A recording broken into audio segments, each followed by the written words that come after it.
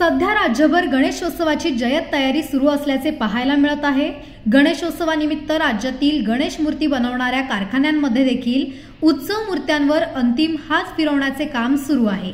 काही दिवसांपूर्वी सर्वच कारखान्यांमध्ये घरगुती गणेशाच्या मूर्त्यांवर काम सुरू असल्याचे पाहायला मिळाले होते, तर आता मोठ्या मंडळाच्या गणेश मूर्त्यांवर मूर्तिकारांनी रंगकाम तसेच नक्षीकाम करण्याचे काम सुरू केले आहे। अशातच अहिल्यानगर शहरामधील स्वप्नील आर्ट्स या ठिकाणी एक वैशिष्ट्यपूर्ण गणेश मूर्ती पाहायला मिळाली। ही गणेश मूर्ती पाहण्यासाठी नगरकरांनी प्रचंड गर्दी केली आहे।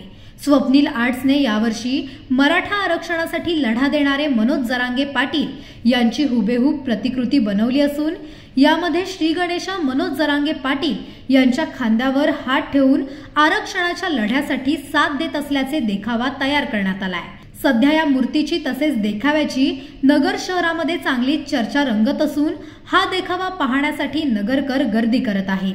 येत्या 27 तारखेला मनोज जरांगे पाटील आरक्षणासाठी मुंबईत अहिल्यानगर मार्गे जात असल्याने या देखाव्याला विशेष महत्त्व प्राप्त झाले आहे। तर जरांगे पाटील यांनी कारखान्याला भेट देऊन आमच्या कलाकृतीला पाठबळ द्यावे अशी इच्छा संचालक प्रफुल्ल लाटणे यांनी व्यक्त केली आहे।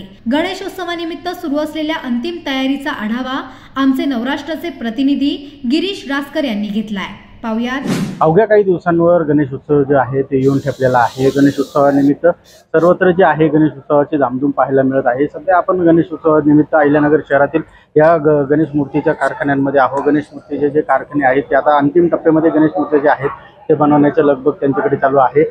काही कालावधी पूर्वी आपण पाहिलं होतं की गणेश मूर्ती जे आहेत लहान घरगुती मूर्त्या ज्या आहेत त्या मूर्त्या बनवण्याचं कामकाज जे आहे ते कारखान्यांमध्ये सुरू होतं, परंतु आता घरगुती मूर्त्या ज्या आहेत ते पूर्ण झाल्यानंतर आता गणेश मंडळांचे ज्या मोठ्या मूर्त्या आहेत ज्या 8 फुटापासून तर ते पुढे 15 फुटांपर्यंत जे असतात त्यांचे मूर्तीचे काम जे आहे ते सुरू झालेलं आहे। त्यांचे रंगकाम जे आहे ते सुरू झालेलं असतं। या सगळ्या मूर्त्यांमध्ये जे आहे एक वैशिष्ट्यपूर्ण मूर्ती जी आहे ती आपल्याला आज इथे गणेश मूर्ती कारखान्यामध्ये पाहायला मिळालेली आहे। ही जी मूर्ती आहे ही बनवलेली आहे मनोज जरांगे पाटलांची जी मूर्ती आहे ती मूर्तीचा देखावा यावर्षी स्वप्नील आर्ट्स जे आहे त्यांनी बनवलेला आहे। ही अनोखी जी मूर्ती आहे ही पहिल्यांदाच महाराष्ट्रामध्ये बनवलेली आहे। जे मनोज जरांगे पाटलांचं जे मराठा आरक्षणासाठी जे संघर्ष चालू आहे त्याला एक पाठिंबा म्हणून स्वप्नील आर्ट्सचे जे संचालक आहेत त्यांनी ही मूर्ती बनवलेली आहे। यामध्ये मनोज जरांगे पाटलांना जे आहे गणेश मूर्ती जी आहे गणपती बाप्पा तू चाल रे पुढं तुला घडे कशाची भीती असा एक संदेश देत जे आहे ते संदेश देत आहे। आपण सध्या स्वप्नील आर्ट्सचे जे संचालक आहे आपण त्यांच्याशी संवाद साधूया। नेमकं हे मूर्ती बनवण्याचं काय संकल्पना होती काय?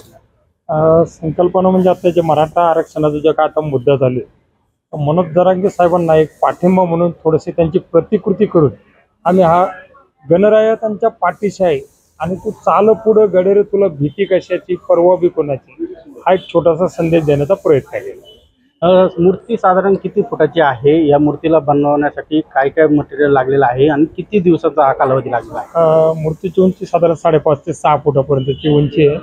त्यामधील जे बारकावे असतात की समजा त्यांची जरांगे साहेबांची दाढी असो की वेशभूषा असो असत वस्त्र असो असे वेगवेगळे सर्व काही आम्ही निरीक्षण करून थोडंसं त्यांच्यासारखं करण्याचा प्रयत्न केलेला आहे। याची जी मूर्ती आहे जरांगे पाटलांचा जे चेहरा आहे तो तसा हुबेहूब बनवण्यासाठी तुम्हाला किती मेहनत लागलेली आहे आणि त्यासाठी तुम्ही कोणते सोर्सेस वापरलेत का? निश्चित की ही जी मूर्ती बनवण्यासाठी साधारण 15 ते 20 दिवसाचा कालावधी हा लागला आणि त्याला मटेरियलचा वापर म्हणलं तर त्याला आम्हाला थोडंसं POPचं मटेरियल थोडासा वापर त्याला करावं लागतं स्ट्रक्चरिंग वगैरे करण्यासाठी। मूर्तीचं जे हुबेहूब करण्यात आलं आहे साधारण ही मूर्ती तुम्हाला करावीशी वाटली कधी वाटली अशी काय? तसं बऱ्याच दिवसापासून ही संकल्पना डोक्यामध्ये होते आणि आज जर साक्षात जर जरांगे साहेब जर 27 तारखेला या कल्याण रोड मार्गे जर जात आहेत तर त्यांनी 2 मिनिट थोडंसं कारखान्याला भेट द्यावी एवढीच एक माफक अपेक्षा आमच्या कामानिमित्त आम्ही त्यांना विनंती करतो। आपण तशी काही मागणी केलेली आहे का? जे समन्वयक आहेत जरांगे पाटलांची त्यांच्याशी काही बातचीत झालेली आहे? नाही तसं अजून संपर्क नाही झालेला कोणाकडे, पण प्रयत्न चालू आहे। ही मूर्ती जी आहे ती मूर्ती आपण कोणाला दिलेली आहे का? कोणी मागणी केलेली आहे का कोणत्या मंडळाने किंवा कसं? या मूर्तीचं ही जी मूर्ती पाहते तुम्ही तिचं काम अगदी मध्यरात्रीपर्यंत चाललं, त्यामुळे थोडं प्रेझेंट करायला आज थोडा मला उशीर झाला। तर आज म्हणजे आता ती स्टँड झाल्यामुळे आज जर कोणी आम्हाला मागितली तर ती देण्यासाठी उपलब्ध आहे। ही मूर्ती आपण जर समजा कोणत्या मंडळात गेलो त्याच्या देणगीतून आपण काहीतरी भविष्यात ठरवलेलं आहे, तुमचा काही एक हे आहे मानस आहे ते काय? निश्चितच एक देवंकुष्टी पंचमंडळ म्हणून एक ट्रस्ट आहे, मी त्याचा स्वतः ट्रस्टी अध्यक्ष आहे. तर त्याचं जीर्णोद्धाराचं काम हे 3 मजल्याचं चालू आहे. या मूर्तीतून जी काही रक्कम मिळेल ती रक्कम आम्हाला थोडीशी त्या देवकार्यासाठी वापरण्याचा आमचा एक मानस आहे. नक्कीच आपण पाहिलं की जी मूर्ती आहे त्या मूर्ती तर नक्कीच बनवलेला आहे. मनोज जरांगे पाटलांची हुबेहूब मूर्ती जी आहे मराठा आरक्षणाच्या पार्श्वभूमीवर जी आहे ती मूर्ती बनवलेलं काम आहे. तसंच या मूर्तीचं जे आहे ते जर मूर्ती कुठे गेली तर त्याची देणगी ही धार्मिक कार्यासाठी लागणार आहे. गिरीश रासकर, नवराष्ट्र, अहिल्यानगर.